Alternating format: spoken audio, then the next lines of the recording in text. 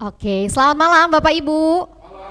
Oke, terima kasih udah pada hadir di acara malam ini, di acara Paguyuban Bandung Ariung. Sebelumnya perkenalkan, nama saya Grace Minati, dipanggil Grace. Malam ini yang akan memandu acara ini yang menjadi host. Untuk tema malam ini kita akan bahas soal Working Holiday Visa and Blue Collar Aussie. Jadi narasumbernya ini adalah seorang anak muda yang udah tinggal di Aussie, yang udah merasakan kerja pahit manisnya di Aussie gitu. Tapi sebelumnya Bapak Ibu, mungkin di sini ada beberapa orang yang baru pertama kali hadir di Paguyuban Bandung Ariung ya. Ada berapa orang, boleh angkat tangan? Lumayan banyak ya, oke. Nah mungkin kakak-kakak, bapak ibu penasaran ya, Paguyuban Bandung Ariung itu apa sih? Jadi Paguyuban Bandung Ariung itu adalah sebuah komunitas, jadi kita umur komunitasnya memang masih baru 2 tahunan. Kita itu kegiatannya melakukan edukasi publik, setiap hari Rabu kita melakukan edukasi publiknya di sini, jadi kita ngadain talk show gitu, ngobrol-ngobrol, temanya juga macam-macam. Seperti kayak minggu lalu kita juga bahas tentang apa ya?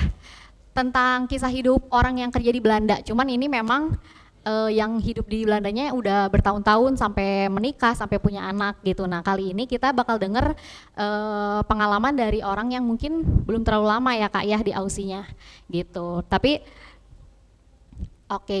Oh ya, saya juga mau menyapa Bapak Ibu yang ada di YouTube, yang nonton kita secara live streaming, selamat datang, semoga bisa menikmati acaranya dengan baik. Oke, sebelumnya Bapak Ibu, kita kebetulan baru aja memperingati kemerdekaan Indonesia ya, ulang tahun kemerdekaan Indonesia yang ke-80, dan juga kita juga tanggal 19 kemarin memperingati Hari Jadi Jawa Barat yang ke-80 juga, jadi umurnya sama Indonesia gitu. Nah Bapak Ibu, ada yang umurnya mendekati 80 barangkali? Nggak ada ya, tapi ada ya Abah Landung ya, Abah Landung bahkan udah lebih dari 80 tahun, jadi sebelum Indonesia merdeka juga Abah Landung udah ada gitu ya.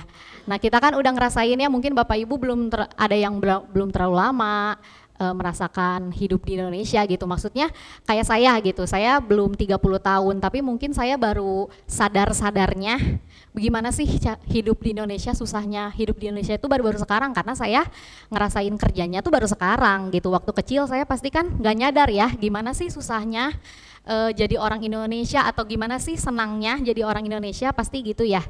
Tapi kan Bapak Ibu yang mungkin lebih senior daripada saya, yang umurnya sudah lebih tua dibanding saya, kan pasti udah ngerasain banyak hal ya. Gimana sih kerja di Indonesia itu, gimana sih cari uang di Indonesia itu, gampang gak sih? Nah, ya susah Pak.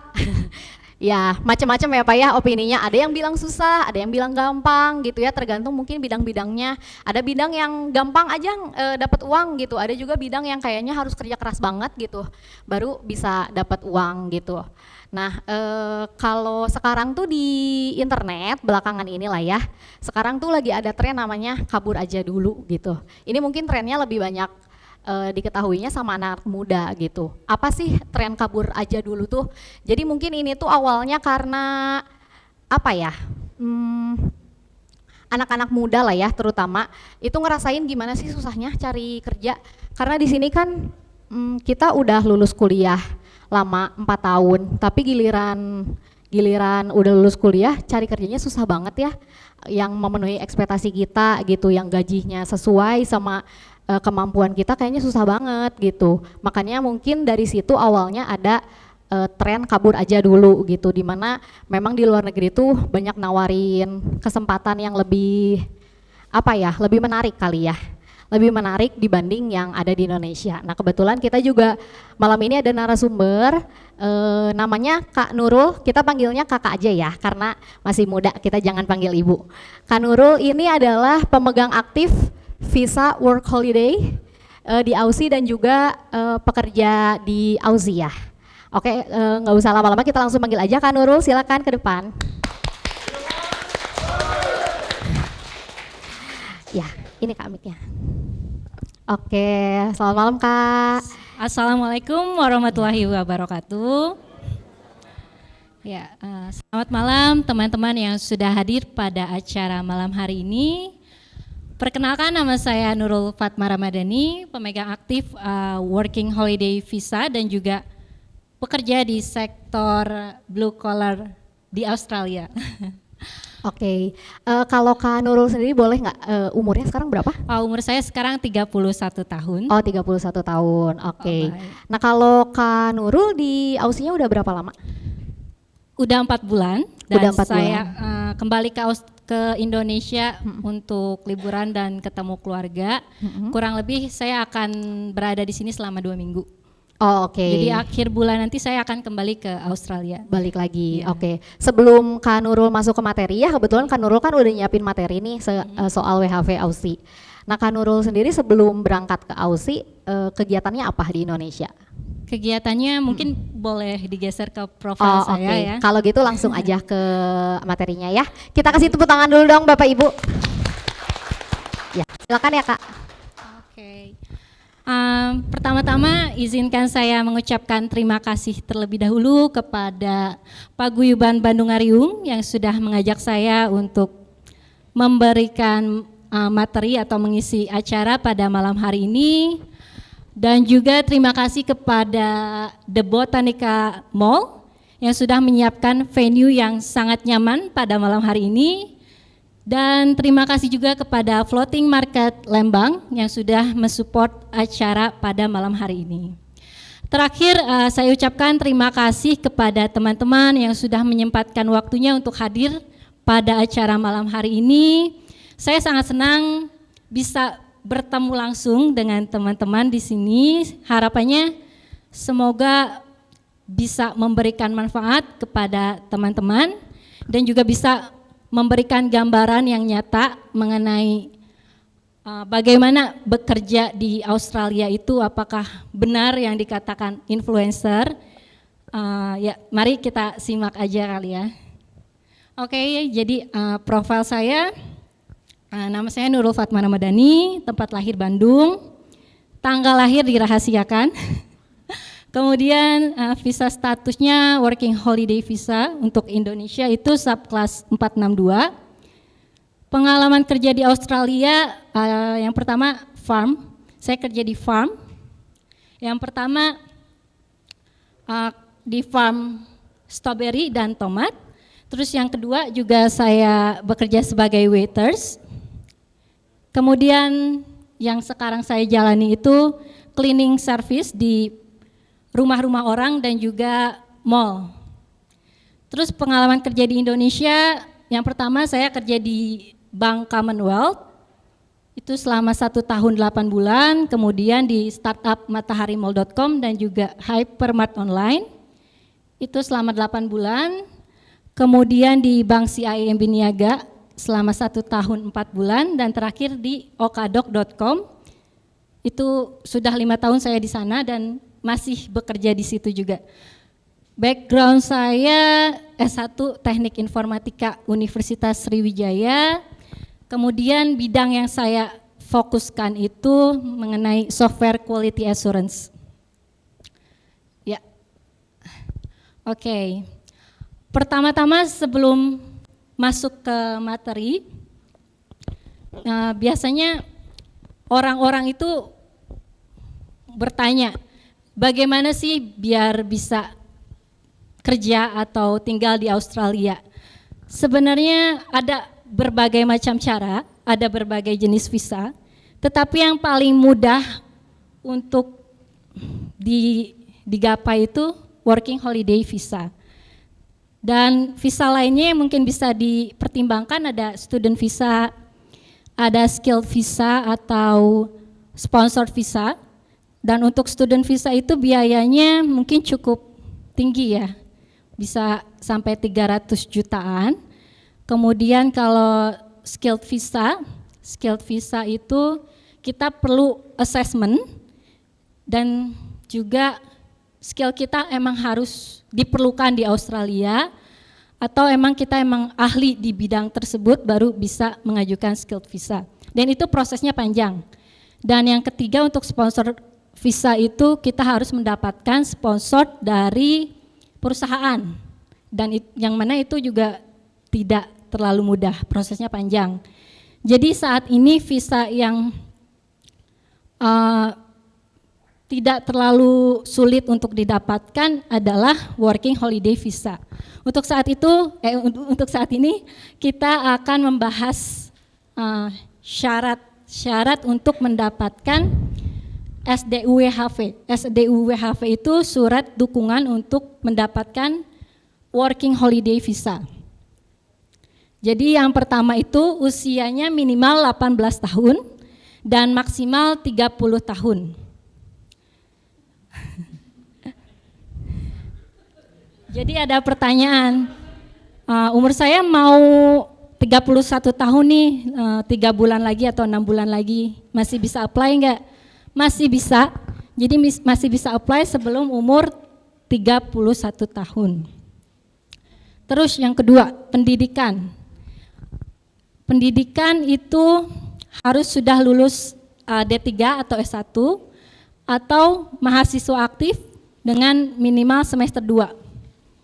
Kemarin saya dapat pertanyaan di DM Instagram, teman saya punya keponakannya itu baru lulus SMK. Umurnya masuk kriteria 18 tahun, tetapi pendidikannya tidak masuk kriteria karena dia baru lulus SMK. Jadi dia tidak bisa mengikuti atau mendaftar working holiday visa ini. Mungkin dia bisa daftar mungkin tahun depan atau tahun depannya lagi, kalau dia daftar kuliah. Terus syarat dokumen untuk mahasiswa itu ada 3, untuk mahasiswa yang masih aktif. Yang pertama melampirkan surat keterangan sebagai mahasiswa aktif, yang kedua KHS, dan yang ketiga kartu tanda mahasiswa. Dan poin kedua, poin B, untuk pendaftar yang sudah lulus di universitas dalam negeri cukup melampirkan ijazah.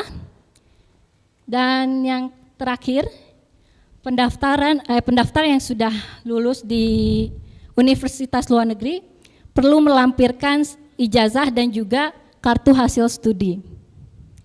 Selanjutnya yang ketiga itu tentunya kita harus memiliki paspor. Ya, paspor ini sangat penting.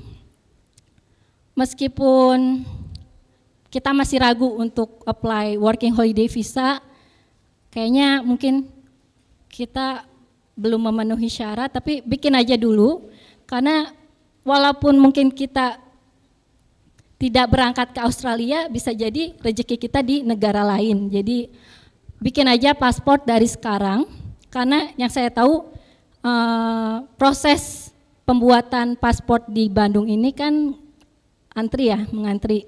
Jadi coba dibikin dari sekarang biar tenang. Kemudian ada pas foto. Pas fotonya itu dengan latar belakang warna putih, itu untuk pengajuan visa. Jadi meskipun latar belakangnya warna putih, kalau kita udah tag foto, itu bisa diedit-edit kan latar belakangnya, bisa biru atau merah. Jadi pas foto terbaru, kemudian ada proof of funds, bukti kepemilikan dana sebesar 5.000 AUD. Ya, yang ekuivalen jumlahnya, bank statement ini bisa dibikin di bank yang kita miliki lah, bank apa aja. Jumlahnya harus ekuivalen minimal 5.000 AUD. Kemudian selanjutnya English Certificate.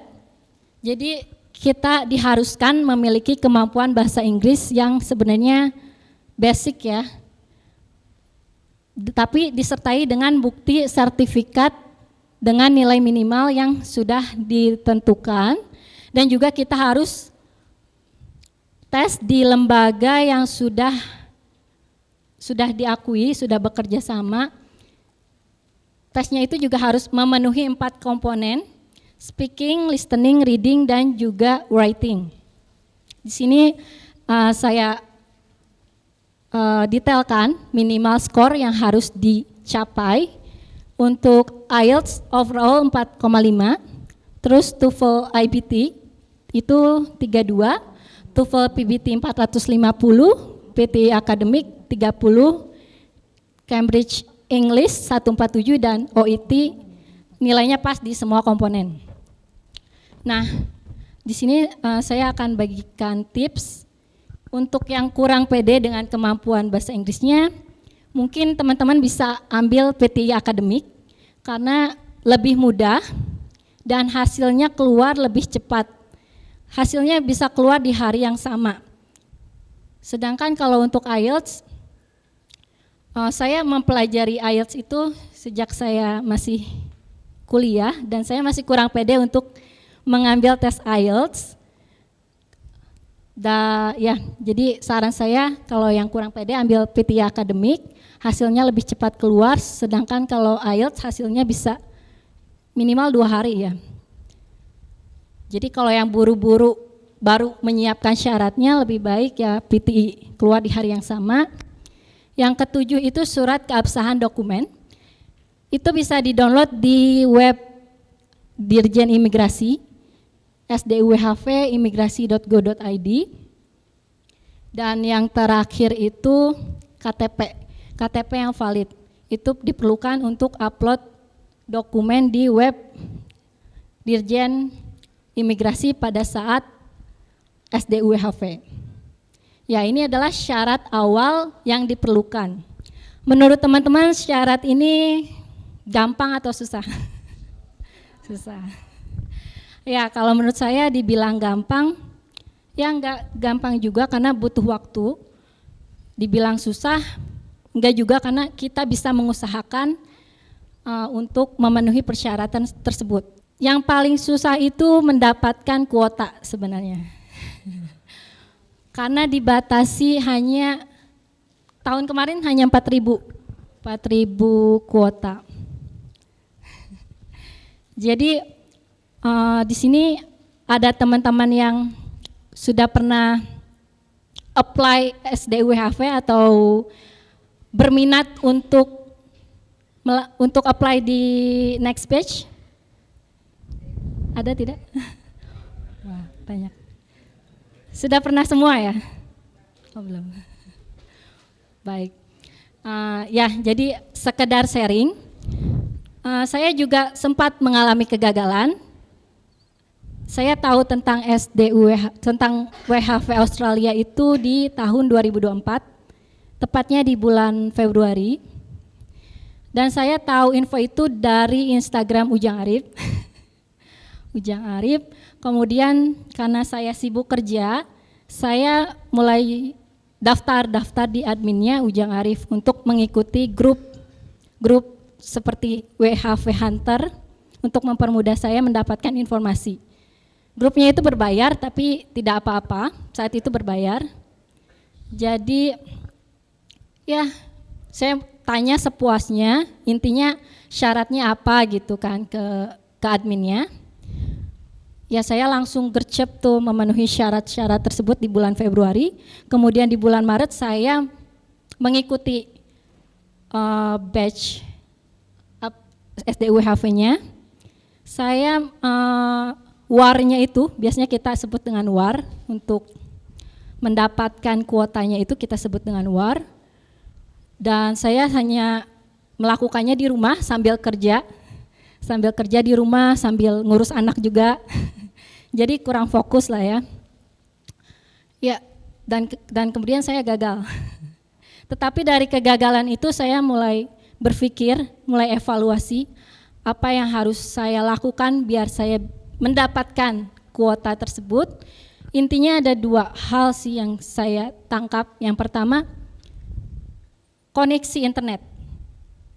Ya, mungkin kita pikir koneksi internet di rumah kita sudah memadai, tetapi kan yang ikut WAR ini dari seluruh Indonesia, yang jumlahnya sangat banyak. Jadi kita harus mencari tempat yang koneksi internetnya sangat kencang. Itu yang pertama. Dan yang kedua, harus fokuskan pikiran dan hati kita untuk WAR tersebut. Jadi kalau bisa ambil cuti, mending cuti. Ya, itu sih 2 itu yang menurut saya paling penting. Selanjutnya, saya akan bagi tips mendapatkan SDUWHV. Yang pertama tentunya pantau jadwal pendaftarannya, bisa cek di website atau juga di Instagramnya, itu lebih update ya di Ditjen Imigrasi. Jadi WHV itu biasanya dibuka setahun sekali lewat website Ditjen Imigrasi, kuotanya terbatas dan cepat habis. Tipsnya follow media sosial, Instagramnya, dan juga gabung grup komunitas WHV. Itu sangat-sangat membantu. Terus yang kedua yang sudah saya jelaskan tadi, koneksi internet sangat berpengaruh. Jadi pada saat itu saya mendapatkan informasi dari seseorang yang sukses mendapatkan kuota SDUWHV.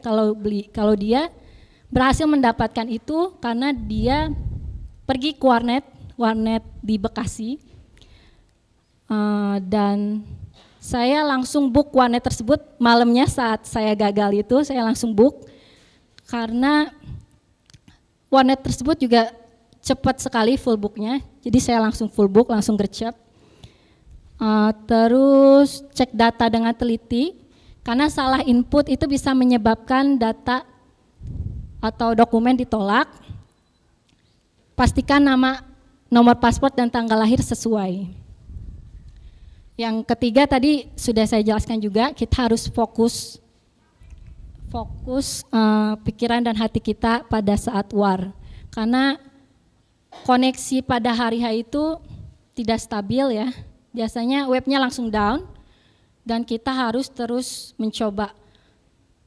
Biasanya selesai war itu sore, malah bisa sampai malam ya kalau masih mau terus coba untuk mendapatkan kuotanya.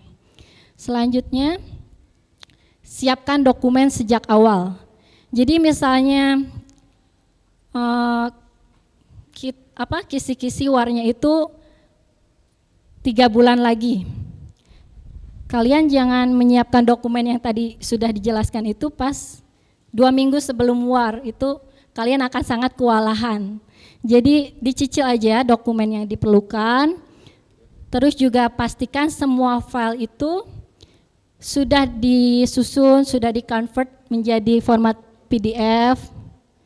Ya, itu kemudian selanjutnya latihan upload sebelum hari H. Biasanya ada influencer yang memberikan video atau simulasi preview dari Ditjen Imigrasinya, juga kadang memberikan preview website mereka. Jadi kita simak baik-baik agar pada saat hari pendaftaran kita bisa tahu apa yang harus dilakukan. Yang terakhir, siapkan plan B. Karena kuota terbatas, banyak yang gagal mendapatkan SDUWHV. Siapkan alternatif lain, misalnya coba pikirkan tentang beasiswa, karena itu low cost tetapi emang high effort. Kemudian juga ada student visa kalau punya dana yang mencukupi, ya skilled visa, atau bahkan working holiday visa di negara lain, mungkin kalian juga boleh coba. Siapa tahu lebih mudah. Ya itu aja untuk tipsnya. Kemudian kalau kalian sudah tiba di Australia, coba nextnya, kayaknya bukan ini deh. Oh ya, ini syarat WHV lanjutan. Misalkan kalian sudah mendapatkan kuota SDUWHV, kalian tidak serta-merta langsung bisa pergi ke Australia. Ada tahapan selanjutnya, yaitu namanya Lodge Visa. Lodge Visa itu hubungannya dengan imigrasi Australia langsung untuk legalisasi visa. Nah, yang pertama kita harus melakukan medical check up. Harus menjalani tes kesehatan di rumah sakit yang sudah bekerja sama dengan imigrasi Australia. Nah, medical check up itu biayanya start from 1 jutaan, tergantung dari riwayat penyakit kalian dan juga penyakit kalian yang masih ada gitu ya. Dan saya juga di medical check up ini tidak mulus ya, karena saya punya riwayat sakit TBC, jadi dari dokternya dimintai report tambahan dan juga ronsen tambahan. Jadi sekitar 1 bulan saya baru bisa pas medical check up examination. Kemudian akte lahir, kakak, transkrip nilai itu semua dokumennya di sini harus sudah ditranslate oleh penerjemah tersumpah untuk bisa diupload di website imigrasi Australia. Kemudian yang ketiga ada biaya lodge visa, biayanya sekitar 635 AUD, bisa dicek di website imigrasi Australia. Kemudian yang terakhir ada SKCK. SKCK ini opsional, ini bisa ditambahkan di dokumen yang perlu diupload, jadi biar lebih menguatkan kalau kita itu tidak memiliki catatan kriminal. Ya, itu saja yang sebelumnya tadi. Ya, nah misalkan kita sudah granted visanya, baru kita bisa pergi ke Australia. Nah, tiba di Australia yang harus kita lakukan pertama itu beli SIM card, yaitu nomor Australia. Itu ada berbagai macam operator yang bisa dipilih, ada Telstra, Optus, Vodafone, dan lain-lain. Tetapi yang sudah terkenal jaringan yang lancar di pedalaman itu Telstra. Telstra harganya lebih tinggi, tetapi stabil. Terus kalian bisa beli SIM card ini di airport dengan harga yang cukup tinggi kalau di airport. Jadi saran saya kalau mau beli SIM card lebih baik di luar airport seperti di mall. Itu kadang ada diskon. Kemudian yang kedua, sesaat setelah kalian sampai, mungkin besoknya kalian buka rekening bank. Ini sangat penting. Kalau kalian mau kerja di Australia, langsung buka rekening bank karena gaji akan ditransfer ke situ. Bank yang sangat umum di Australia tentunya Commonwealth Bank. Commonwealth Bank, ada NAB, NAB, ANZ, Westpac.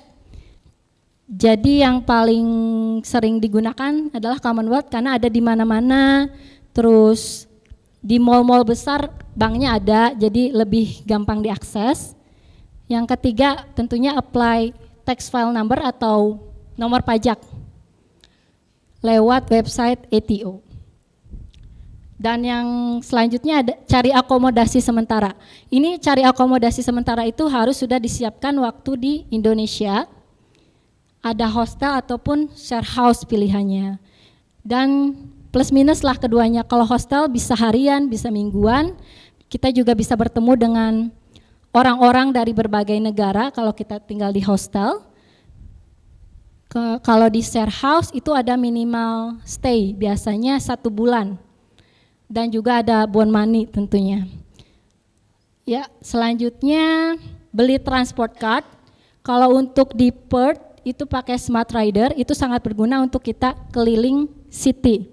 Lebih murah, lebih mudah. Kemudian siapkan CV ala Australia.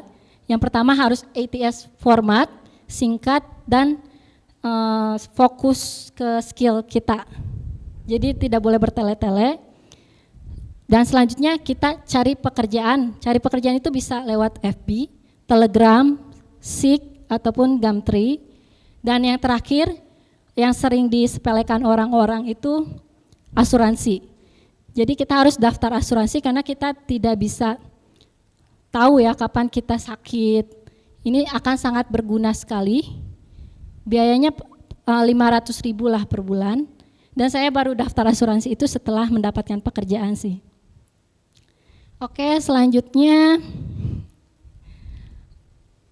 Alright, terus. Ya, bulan pertama di Australia tentunya tidak mudah. Tidak mudah sama sekali. Saya menganggur selama 1 bulan 1 minggu.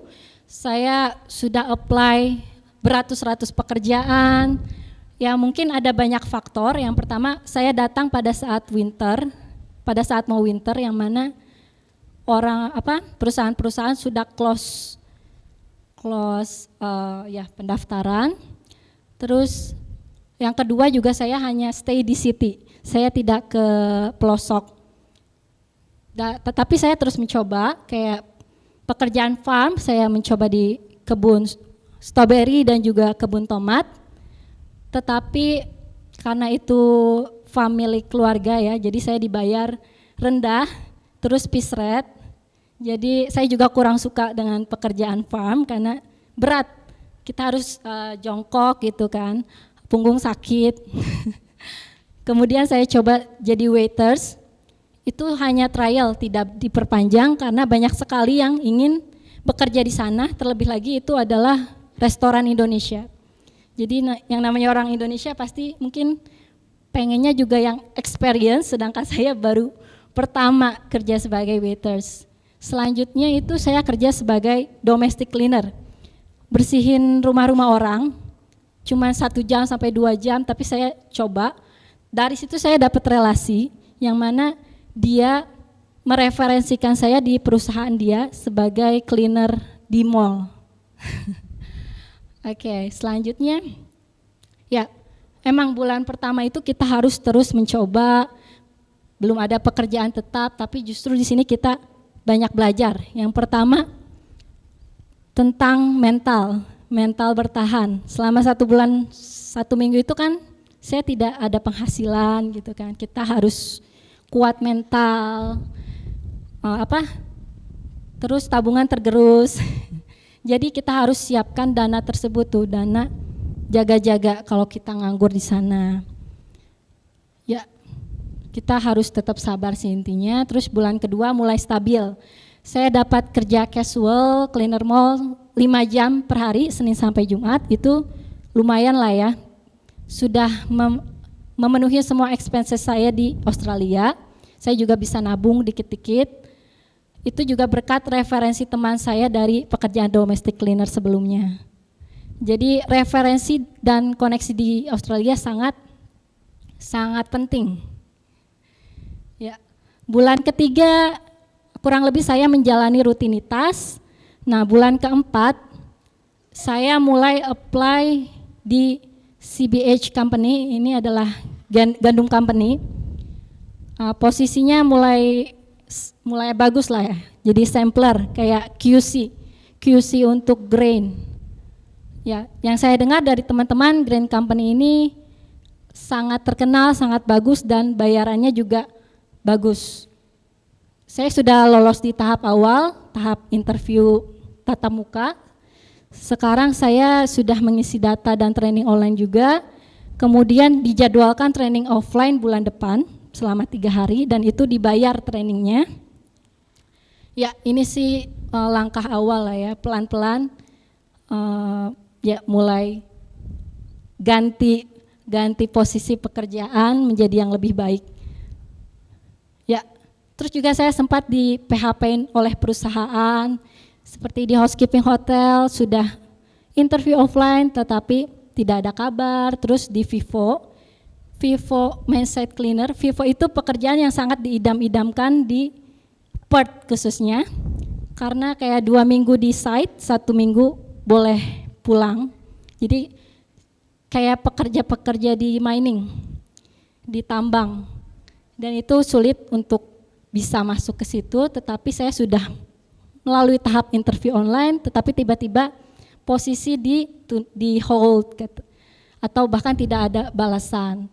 Ada juga posisi sample preparers, itu juga tiba-tiba posisinya di hold atau proyeknya delay. Ya, saya juga sempat mendapatkan tawaran di background saya sebagai quality assurance di tech, tetapi karena status visa saya yang temporary, mereka tidak bisa memberikan pekerjaan tersebut ke saya karena katanya ini full permanent position. Oke, ya, pembelajaran dari pengalaman di atas, tidak semua proses rekrutmen berhasil sesuai harapan. Kemudian visa status berpengaruh dalam mencari pekerjaan. Dan yang ketiga, kita harus tetap sabar dan jangan berhenti mencoba, karena setiap pengalaman itu memberikan pelajaran kepada kita dan kita jadi lebih siap menghadapi interview lainnya. Oke, dan ini garis besarnya, garis besar dari materi hari ini, menimbang peluang dan tantangan WHV. Yang pertama, peluangnya, pengalaman kerja internasional tentunya, terus juga menambah relasi dan networking baru. Bisa juga jadi ketemu jodohnya gitu di sana buat yang single. Terus kesempatan eksplor berbagai bidang pekerjaan di sana. Kalau di sini kan biasanya sesuai bidang kuliah kita. Kalau di sana kita bisa ganti tuh, bisa ganti background dengan sekolah lagi.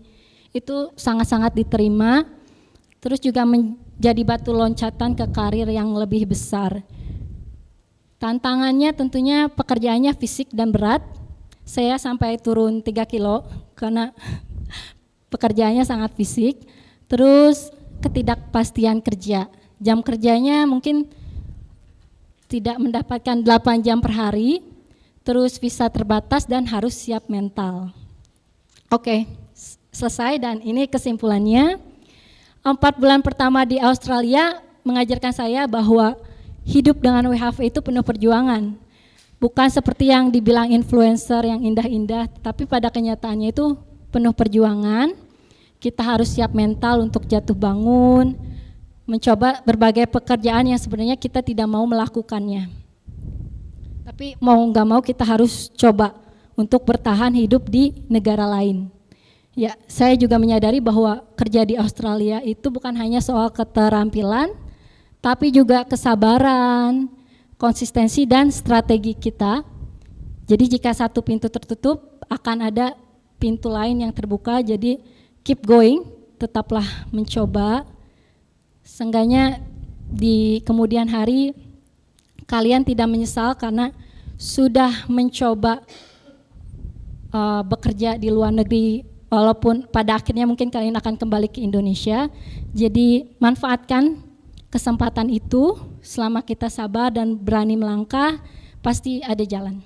Oke, tepuk tangan dong buat Kak Nurul. Ya, nggak apa-apa Kak, di sini aja. Ya, oke, makasih ya Kak Nurul untuk sharingnya. Tadi mungkin Kak Nurul banyak ceritanya lebih ke teknisnya ya Kak ya, gimana sih cara apply visa WHV-nya gitu, terus juga pengalaman-pengalamannya. Tapi mungkin kita lebih enak ngobrol aja ya Kak ya, mengalir. Kak Nurul boleh duduk aja di sini ya. Oke, Priungers, pada ngantuk nggak? Enggak ya, karena topiknya kan menarik banget ya. Sebentar. Mungkin tadi dari awal kita belum sempat jelasin ya. Bapak Ibu mungkin ada yang belum tahu WHV itu apa sih? WHV itu jadi kan singkatannya Work Holiday Visa. Nah, Work Holiday Visa itu apa Kak? Boleh dijelasin dulu nggak? Work Holiday Visa adalah salah satu jenis visa yang bisa kita ambil untuk tinggal di luar negeri. Tapi sesuai dengan namanya itu adalah working dan holiday. Jadi liburan tapi diperbolehkan bekerja. Ya, jadi visanya itu sebenarnya untuk liburan ya Kak ya, tapi selama liburan kita juga boleh bekerja gitu ya Kak ya. Dan kebanyakan orang Indonesia gunakan untuk full time bekerja. Oh oke. Nah Bapak Ibu tadi juga kan kita udah baca nih dari presentasi Kak Nurul ya. Jadi syarat untuk apply WHV itu umurnya 18 sampai 30 ya. Nah untuk kakak-kakak di sini ada yang umurnya di range itu? Pak Abdus mah suka bohong. Banyak ya di sini mungkin dari teman-temannya Kak Nurul banyak ya. Kalau yang sebelah sini udah pada nyoba juga apply WHV? Udah. Ada yang udah berangkat juga ke Aussie? Belum ya. Berarti sejauh ini masih Kak Nurul. Gitu ya, oke. Nah untuk range umurnya itu kan di 18 sampai 30 ya Kak ya. Nah kalau misalkan untuk pekerjaan yang tersedia di Aussie itu Kira-kira apa sih Kak? Yang banyak dibutuhkan di Australia itu tentunya pekerjaan kasar yang mana orang asli Australia itu tidak mau mengerjakan hal tersebut. Jadi lebih ke area farm, terus juga cleaning, ya semacam itu sih. Farm, perkebunan, Yang mungkin membutuhkan gitu ya, Kak, ya? tenaga lebih. Oh ya, oke. Hospitality juga ya. Iya. Oke. Nah, kalau Kak Nurul ini kan sebelumnya juga udah punya kegiatan kan sebenarnya di Indonesia, itu udah sempat bekerja, ditambah lagi tadi katanya udah menikah ya? Iya. Udah iya. punya Udah anak punya juga anak. gitu. Nah, apa sih yang bikin Kak Nurul tuh memutuskan akhirnya ya udah deh kita coba WHV, dan selain itu juga kenapa Kak Nurul itu akhirnya milihnya Australia gitu? Karena kan sebenarnya yang menyediakan skema-skema semacam ini kan sebenarnya bukan Aussie doang ya, Jepang juga nyediain, Jerman juga nyediain gitu. Nah, kenapa Kak Nurul tuh akhirnya memutuskan ngambilnya WHV Australia? Sebenarnya dari dulu saya memiliki impian untuk pindah ke luar negeri dari sebelum tren kabur aja dulu, Iya. dan itu memotivasi saya untuk keluar negeri. Kenapa Australia? Karena sebelumnya saya pilih itu negara Eropa. Saya sempat ke Eropa untuk liburan dan itu sangat melelahkan karena jauh kan, traveling ke Eropa itu jauh, harus transit di Qatar. Nah, ternyata saya baru tahu kalau Australia itu memiliki working holiday visa. Iya. Dan dekat dengan Indonesia. Kalaupun saya tidak betah gitu di Australia, saya bisa pulang aja ke Indonesia karena dekat. Iya. Itu alasannya, karena dekat. Yang kedua, Australia juga tidak terlalu mengekang ya. Kita bisa pulang kapan aja. Oh, gitu. Fleksibel. Jadi fleksibel ya. Karena jaraknya dekat dan juga fleksibel gitu. Nah, kalau Kak Nurul sendiri, ini kan 4 bulan ya berarti di Aussie ya. Kalau visanya sendiri tuh dikasih berapa lama ya? Untuk working holiday visa itu batas waktunya untuk 1 tahun, tetapi bisa di-extend sampai 3 tahun selama umur kalian tidak lebih dari 31 tahun. Tidak, batas maksimalnya sama kayak tadi, sebelum 31 tahun. Cuman untuk saya kan saya berangkat itu pada usia 31 tahun. Kenapa bisa? Karena saya sudah sudah lodge visa, sudah granted visanya di usia 30 tahun, dan pas granted itu kita bisa datang ke Australia kapanpun selama 1 tahun. 1 tahun. Rentang 1 tahun. Berarti kalau untuk kasusnya Kak Nurul sendiri, nanti udah setahun, mohon maaf nggak bisa diperpanjang ya? Nggak bisa, saya Karena- harus ganti visa. Oh gitu, Iya. harus ganti visa, nggak bisa pakai WHV lagi. Betul. Gitu. Oke, nah selama pengalaman Kak Nurul selama 4 bulan ini, mungkin kan sebenarnya banyak ya yang udah banyak sharing di Instagram, di Twitter Iya, gitu banyak ya, influencer. soal pengalaman WHV di Aussie Betul. gitu. Banyak yang bilang katanya enak karena gajinya besar katanya, tapi ada juga yang cerita bahwa sebenarnya kerja di Aussie itu yang nggak seenak yang diceritakan sama orang-orang. Betul. Gitu ya, gaji yang besar juga nggak sebanding dengan living cost-nya gitu. Nah, kalau misalkan pengalaman Kak Nurul sendiri yang mungkin belum di-share dari presentasi tadi, ada nggak Kak? Ya, sebenarnya untuk saya umur yang sudah matang, saya Iya. juga pengalaman kerja tadi udah banyak ya. Gaji di Indonesia juga sudah oke, tetapi yang saya ingin dapatkan adalah pengalaman. Iya. Pengalaman kerja di luar negeri itu seperti apa kenyataannya. Sebenarnya hidup di Indonesia enak, tetapi makin kesini kan makin tidak jelas mengenai Iya, future, beberapa ya. ya. Masa depan Indonesia mau dibawa kemana gitu kan. Jadi menurut saya ini waktunya saya keluar dari zona nyaman. Mungkin di luar negeri saya bisa mendapatkan sesuatu walaupun bukan secara materi, tetapi pengalaman saya dan juga melatih mental saya sendiri. Oke, melatih mental ya. Ya. Nah, kalau menurut Kak Nurul sendiri, apa sih kultur orang Aussie gitu yang kita tuh nggak tahu gitu, setelah Kak Nurul kerja di sana, oh baru tahu orang Aussie tuh ternyata kayak gini ya gitu. Ternyata kalau kerja sama orang-orang Aussie tuh kayak gini, itu tuh ada nggak sih Kak perbedaannya sama kerja di Indo? Tentu aja ada sih ya. Iya. Sebenarnya di Australia itu banyaknya imigran yang Oh, sudah gitu. menjadi warga negara sana. Oh ya. Ya, jadi kultur di sana tuh lebih ke profesional. Jadi misalkan kita kerja, fokus kerja dan jam istirahat itu tidak dibayar. Seperti saya tadi kerja kan 5 jam, ada break 30 menit itu tidak dibayar yang 30 menitnya, jadi total bersih kerja itu 4,5 jam. Dan itu emang fokus kerja. Iya. Kemudian untuk masalah ambil cuti itu bebas. Mau kapan aja bebas asal kita kasih taunya seminggu sebelum lah minimal. Iya. Jadi itu tergantung. Jadi nggak perlu nggak enakan. Oh, jadi tergantung kita available-nya minggu ini berapa jam gitu ya? Masalah komunikasi aja sih dan kesopanan. Oh, jadi emang kulturnya di sana kerjanya beda mungkin ya. Kalau di sini kan memang ditetapkan harus 8 jam gitu ya, walaupun yang shift-shiftan juga tetap harus 8 jam gitu ya. Kayak misalkan dari jam 8 sampai jam 5, nanti ada lagi yang nyambung shiftnya. Kalau di sana enggak gitu ya kayak, berarti enggak harus 8 jam sehari, Enggak sih. tergantung kita ngambilnya berapa jam gitu. Bisa 8 jam. Jadi kalau 8 jam itu untuk full time, kalau saya kan casual ya. Oh, Jadi iya. dapatnya kurang dari 8 jam tapi bayarannya lebih tinggi yang casual. Oh, lebih tinggi yang casual. Iya. Oke. Nah, kalau misalkan untuk cara ininya sih Kak, apa? Kan pasti penasaran ya, orang tuh mikirnya kalau kita apply WHV di sana langsung kerja, tapi kan ternyata yang Kak Nurul ceritain tuh enggak ya. Ternyata kan kita harus cari-cari kerja juga. Cari kerja sendiri. Betul. Nah, kalau untuk cari kerjanya sendiri bisa di-apply dari sini, dari Indo, atau berangkat dulu ke sana baru kita bisa cari kerja? Kita bisa apply dari sini tapi change-nya rendah ya. Saya juga coba apply dari sini, tetapi tidak ada yang dipanggil satupun pada saat saya apply di sini. Iya. Jadi emang lebih baik kita berangkat dulu ke sana. Dulu, karena pasti yang diprioritasin yang udah ada di Australia karena mereka biasanya butuh cepat. Oh gitu. Iya. Misalkan hari ini interview, seminggu kemudian mereka mau kita datang ke perusahaan. Kalau misalkan kita memenuhi kriteria. Oke.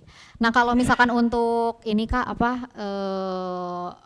kerja di sana, hidup di sana gitu ya. Gimana sih culture-nya? Ada nggak sih perlakuan rasis gitu yang dirasakan sama Kak Nurul gitu dari orang-orang asli sana atau imigran di Aussie gitu? Kalau untuk saya sendiri, saya tidak merasakan hal tersebut, tapi saya mendapatkan cerita dari teman saya yang bekerja di chicken factory. Ya, kalau untuk Asia mereka kasih kerja yang fisik, angkat yang berat-berat, tetapi untuk yang kulit putih, mereka cuma tugasnya nyortir ayam yang tidak lolos produksi gitu. Jadi emang ada sih yang semacam itu, tetapi selama itu tidak terlalu menyudutkan kita, ya kita terima aja sih lebih baik, karena kita kan orang baru juga kan. Iya. Balik lagi ke mental kita gimana gitu ya Kak ya. Nah, ini Kak kalau maksudnya kan cerita-cerita dari orang itu gajinya besar ya Kak ya. Boleh nggak diceritain lah, maksudnya nggak apa-apa nggak gaji yang sekarang juga, kan Kak Nurul udah pernah nyobain di beberapa pekerjaan ya di Aussie. Nah, rata-rata penghasilan di Aussie itu berapa? Kalau yang legal ya, yang company-nya mendaftarkan kita ke kayak JKN di sini ya, Jam Sostek di sini, itu minimal $25 per jam, yang mana 250.000, sekitar 250.000 tapi belum pajak. Ya.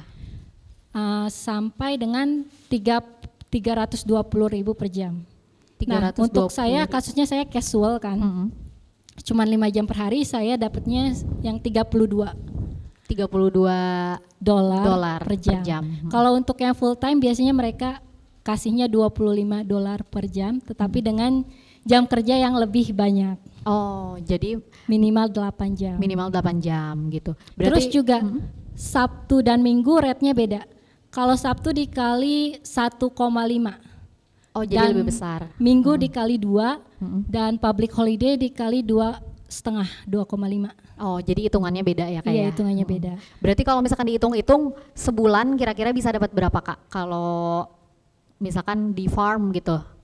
Kalau saya kemarin di farm under rate ya, karena itu perusahaan keluarga. Oh, kalau umumnya? Kalau untuk cleaner kemarin ya, Bersihnya dengan saya tidak ambil shift tambahan, Iya. bersihnya 26-28. Juta per Ya. bulan. Ya, IDR-nya. Mm-mm. Tetapi kalau saya ambil shift tambahan, misalkan Sabtu masuk, Iya. cover shift orang itu ya bisalah 40 40 juta.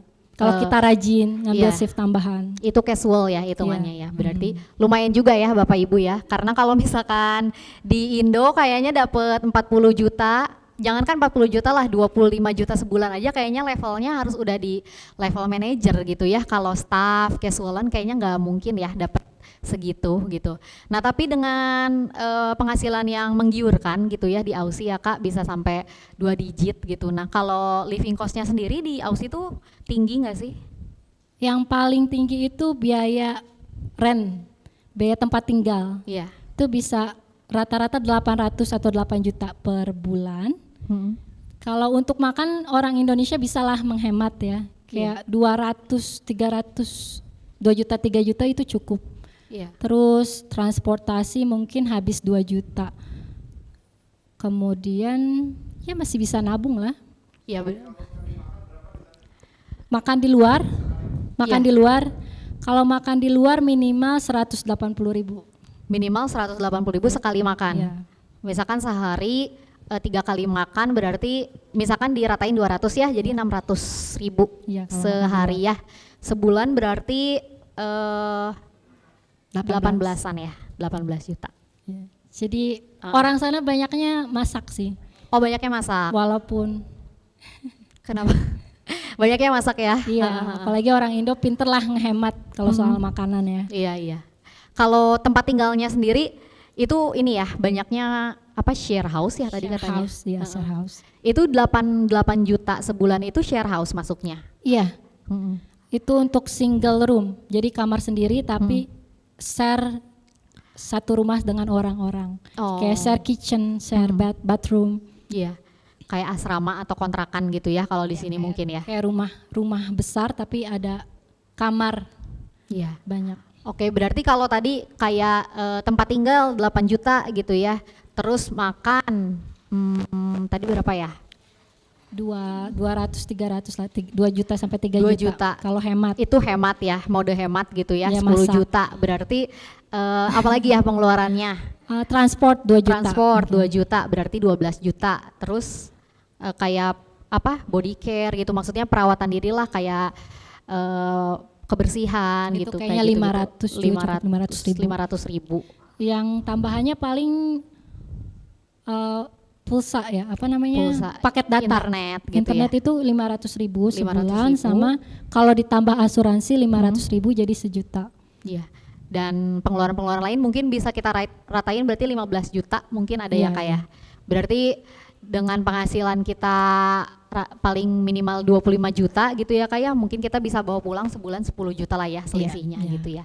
Nah kalau misalkan Kak Nurul sendiri nih Kak dengan berangkat ke Aussie gitu ya. Sebenarnya next stepnya Kak Nurul tuh mau gimana sih?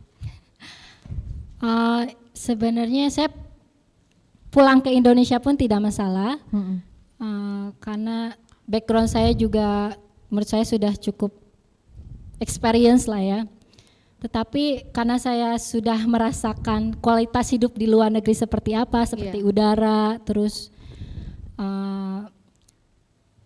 jalan rayanya juga gitu kan. Jadi saya pengen stay di Pengennya sana. stay di sana ya. Iya.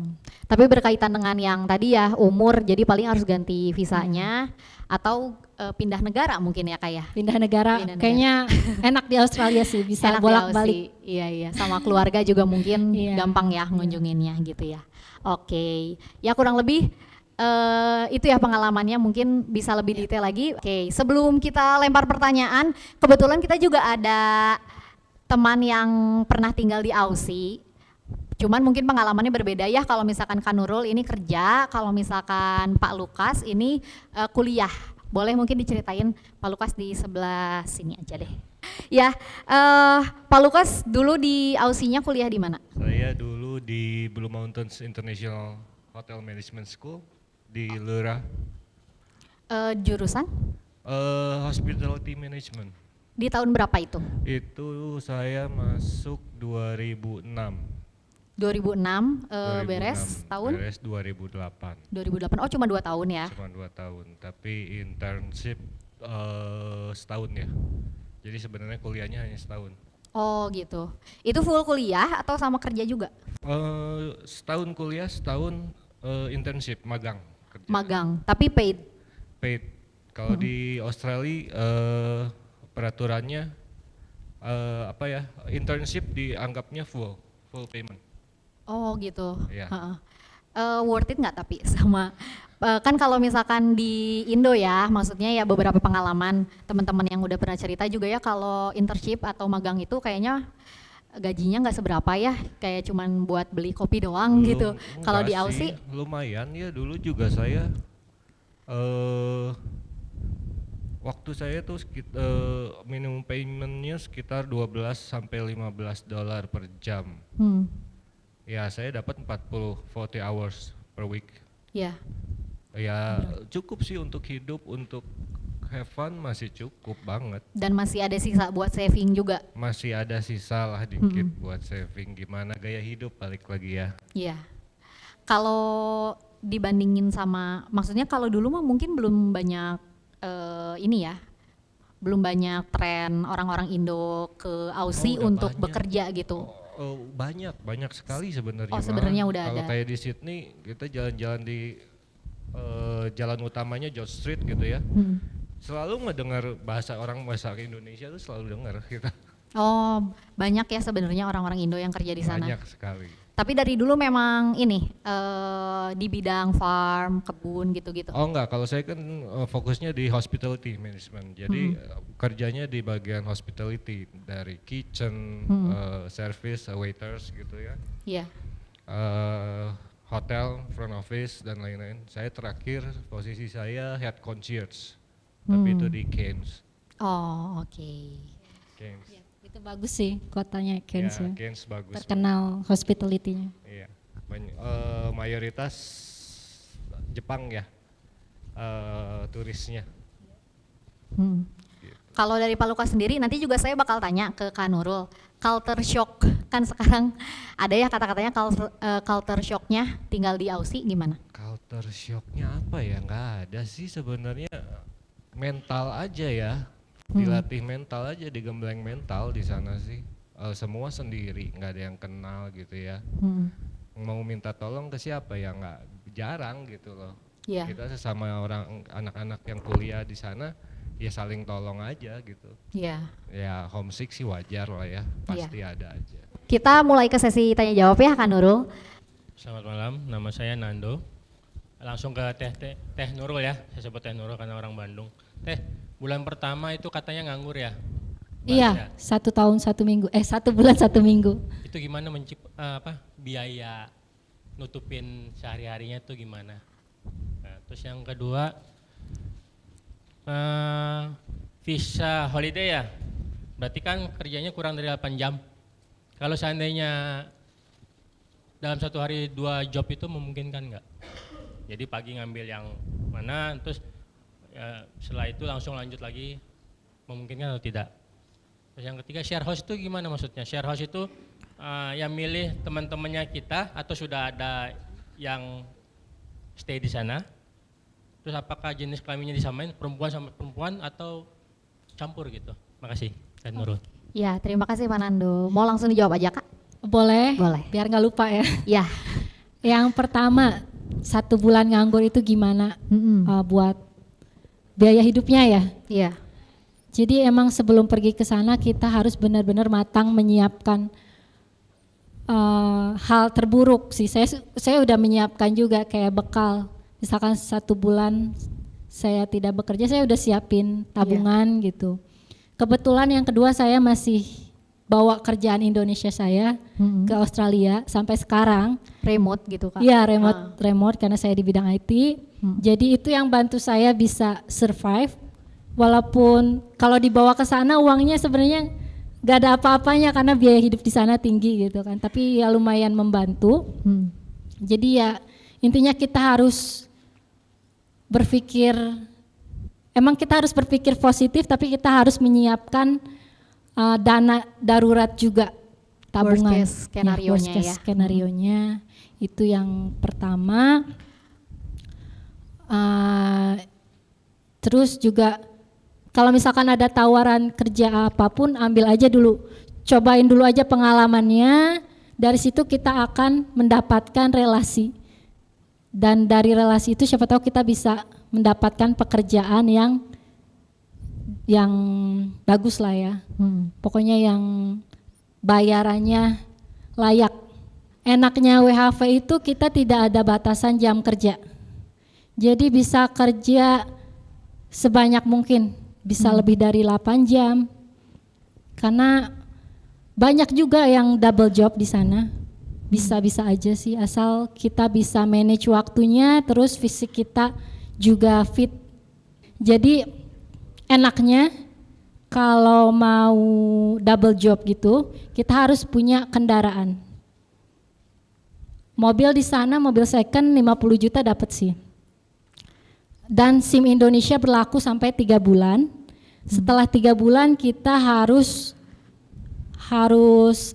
daftar untuk SIM sesuai state-nya lah ya.